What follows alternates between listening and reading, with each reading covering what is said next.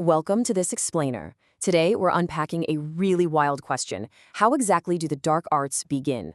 We're going to synthesize some seriously fascinating historical, philosophical, and theological sources to look right past all those Hollywood stereotypes.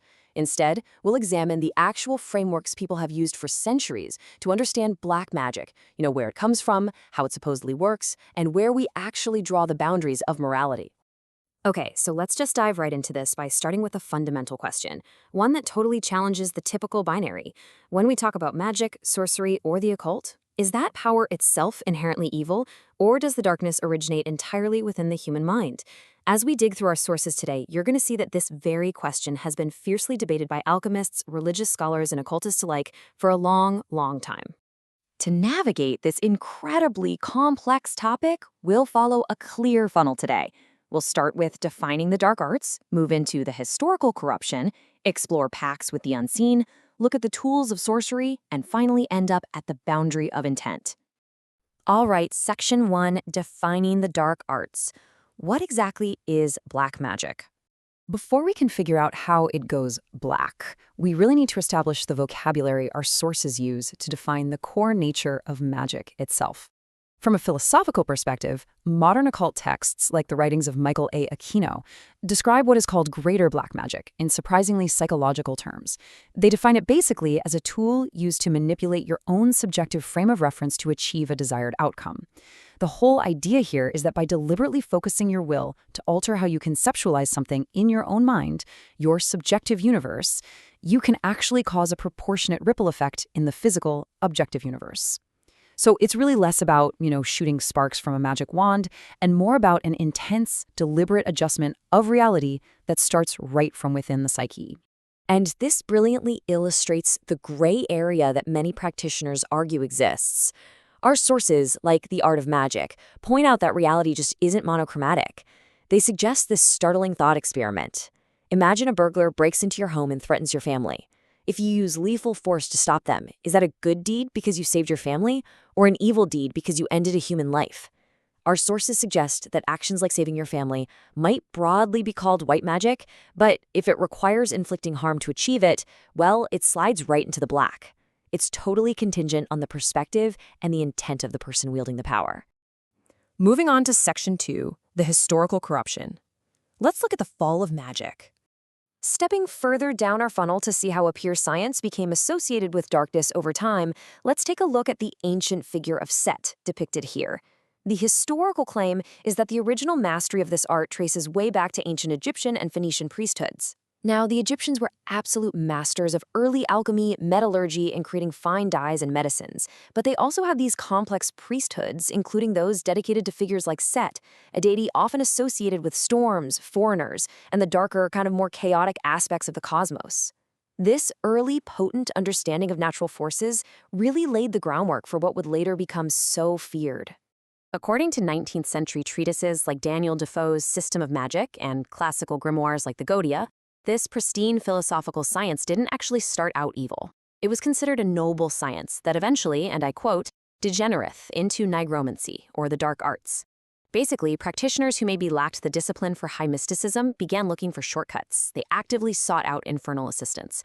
So it was really the human desire for quick, illicit power that ended up inviting the diabolical into the natural world. Which brings us to Section 3, Pacts with the Unseen. Let's examine these demonic agreements.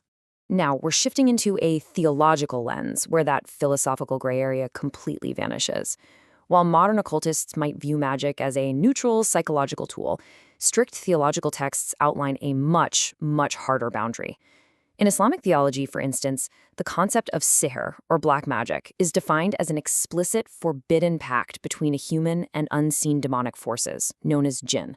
There is absolutely zero gray area here. It is fundamentally a transaction. The sorcerer, or sahir, commits acts that are deeply illegal or polytheistic within the faith, and in return, Satan or the jinn provide unseen assistance. So the crucial point here is that a demonic pact follows a highly specific transactional sequence of mutual loss. First, the practitioner summons the entity. Next, and this is really the core of the transgression, the magician bows and offers forbidden worship to the entity instead of God. Third, they provide impure sacrifices. And only after these ultimate taboos are completely broken does the entity step in to perform destructive favors. Our sources note that one of the most common and, frankly, devastating favors recorded in these texts is the intentional splitting of a husband and wife, which creates massive chaos right at the foundational level of society. All right, Section 4, the tools of sorcery. Let's talk about the materia magica. Let's zoom in on the literal, physical catalysts required to actually initiate these dark rituals, to physically appease these unseen forces and cross that ultimate taboo line. Practitioners utilize some highly shocking and deeply impure ingredients. I mean, we're talking dead sprats and decomposing mice bloating in jars to grotesque mixtures overflowing from a yak's horn. The logic here across multiple traditions is that states of extreme impurity, shock, and taboo breaking create a profound psychological and spiritual tension. It basically shatters the bounds of normalcy, tearing open a dark window through which these unseen forces can be channeled. And the gritty reality of these ingredients is so incredibly potent that texts actually warn the magician must wear gloves just to survive contact with their own ritual. Think about that for a second.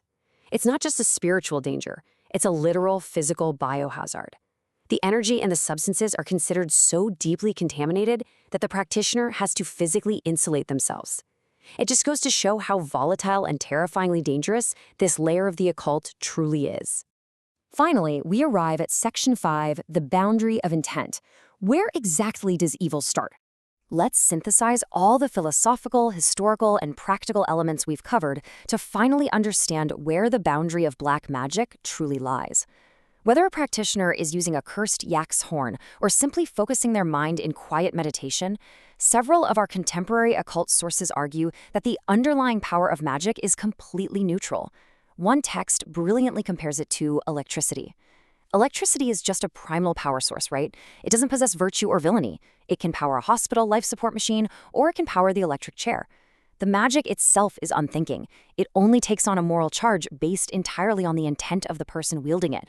Which leaves us to ponder a pretty profound dilemma. If the universe's energy is truly a blank slate, does the true darkness only begin the exact second the practitioner forms a malicious intent?